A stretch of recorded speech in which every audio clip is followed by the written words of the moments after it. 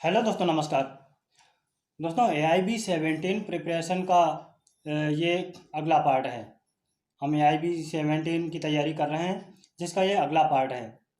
और इस पार्ट से हम AIB 4 जो कि 2012 में आयोजित की गई थी, ऑल इंडिया बार परीक्षा ये 2012 में आयोजित की गई थी, हम इसके प्रश्नोत्तरों का अध्ययन करेंगे। और वीडियो के आखिरी में आपको कानून से जुड़ा एक रोचक तथ्य यानी कि एक इंटरेस्टिंग लीगल फैक्ट भी आपको बताऊंगा। तो मेरे साथ आखिरी तक बने रहिएगा। मैं हूं एडवोकेट मरकेश विश्वकर्मा। दोस्तों, ये ऑल इंडिया बार एग्जामिनेशन 4 जो कि 2012 में आयोजित की गई थी, हम इसके प्रश्नोत्तरों का अध्ययन करेंगे, जिसका ये पहला पार्ट है।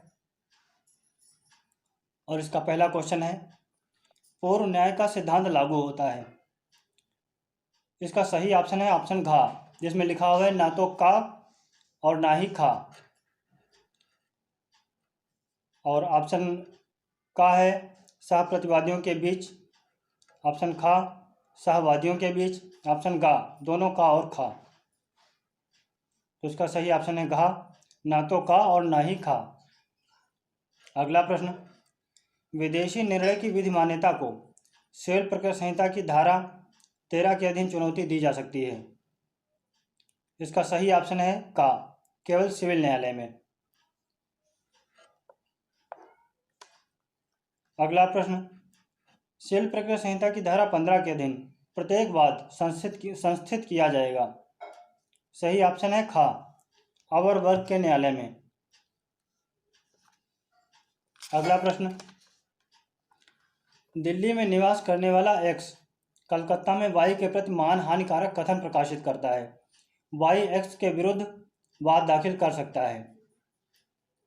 इसका सही ऑप्शन है ऑप्शन घा, या तो दिल्ली में या कलकत्ता में। ऑप्शन का है दिल्ली में, ऑप्शन खा है कलकत्ता में, ऑप्शन गा भारत में कहीं भी। तो सही ऑप्शन है घा, या तो दिल्ली में या कलकत्ता में। अगला प्रश्न है, संविदा के भंग के लिए क्षति के लिए वाद उस स्थान पर दाखिल किया जा सकता है। ऑप्शन का है जहां संविदा की गई थी, ऑप्शन खा जहां संविदा का पालन किया जाना था या भंग हुआ था। तो इसका सही ऑप्शन है ऑप्शन घा, दोनों का और खा। अगला प्रश्न, प्रत्येक वाद पत्र में सिविल प्रक्रिया संहिता की धारा 26 के अधीन तथ्यों को साबित किया जाना चाहिए। सही ऑप्शन है खा, शपथ पत्र द्वारा। अगला प्रश्न, परिसीमा के परिनियमों का अस्तित्व इस कारण है कि। सही ऑप्शन है गा, उचित वाद हेतु के साथ व्यक्तियों को युक्तियुक्त तत्परता के साथ उनकी पैरवी करना चाहिए। अगला प्रश्न, परिसीमा अधिनियम 1963 लागू है। सही ऑप्शन है का, सिविल वादों में। अगला प्रश्न, कानूनी बैठक आयोजित करने की असफलता पर व्यतिक्रम करने वाली कंपनी के लिए शास्ति होगी। सही ऑप्शन का, व्यतिक्रम के प्रतिदिन के लिए 5,000 रुपये। अगला प्रश्न, अंशों की स्वतंत्र अंतरणीयता अज्ञापक है। सही ऑप्शन है गा, पब्लिक लिमिटेड कंपनी में। अगला प्रश्न, सूचीबद्ध कंपनी का संगम ज्ञापन होगा। सही ऑप्शन है खा, सारणी खा के अनुसार। हाँ, आपको बता दें कि संगम ज्ञापन को MOA यानी कि मेमोरेंडम ऑफ एसोसिएशन भी कहा जाता है।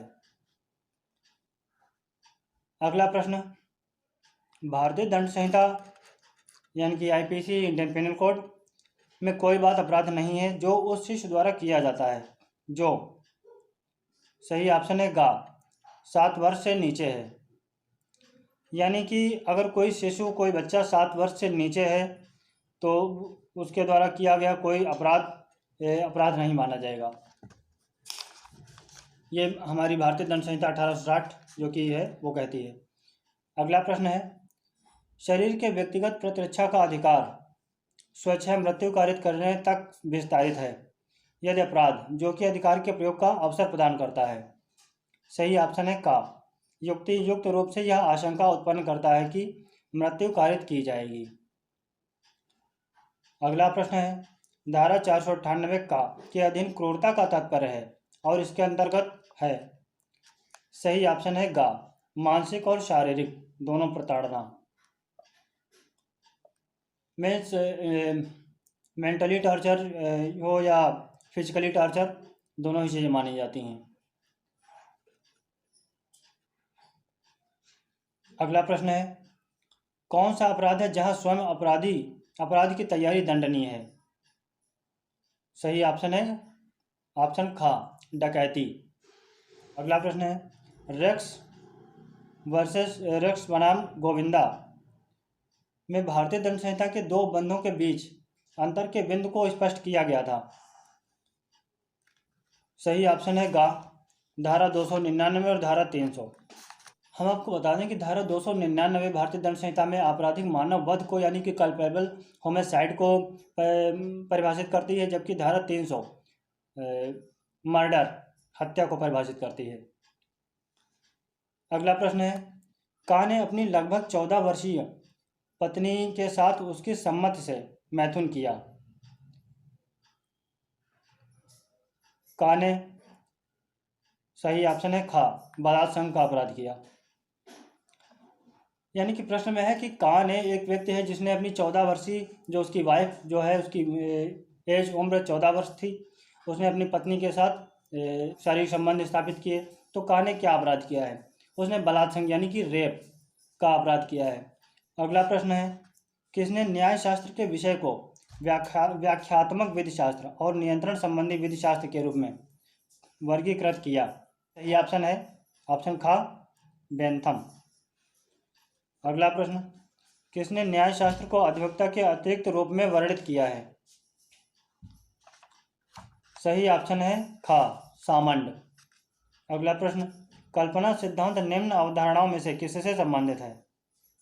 सही ऑप्शन है घा, विधिक व्यक्तित्व। अगला प्रश्न, सुन्नी मुसलमान कितब्या लड़की से विवाह करता है? विवाह। सही ऑप्शन है ऑप्शन का, विधिमान्य है।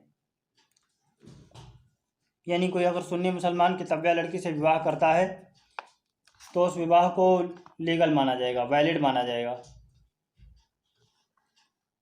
अगला प्रश्न, मुस्लिम विवाह विघटन अधिनियम 1939 मुसलमानों की किस शाखा पर आधारित है? सही ऑप्शन है का, हनफी शाखा। दोस्तों, इस वीडियो में हम AIB 4th यानी कि ऑल इंडिया बार परीक्षा 2012 के इतने ही प्रश्नों का अध्ययन करेंगे। इसके शेष प्रश्न जो है हम अगले वीडियो में उनका अध्ययन करेंगे, अगले कुछ वीडियोज़ में। और अब मैं आपको एक इंटरेस्टिंग लीगल फैक्ट बताता हूँ। दोस्तों, सैन फ्रांसिस्को में अगर कोई सड़क के किनारे घोड़े की खाद का 6 फीट ऊंचा ढेर लगाता है तो उसे गैरकानूनी माना जाता है वहाँ पे, जिसके लिए उसको सज़ा भी दी जाती है। ये इंटरेस्टिंग फैक्ट जान के आपको कैसा लगा?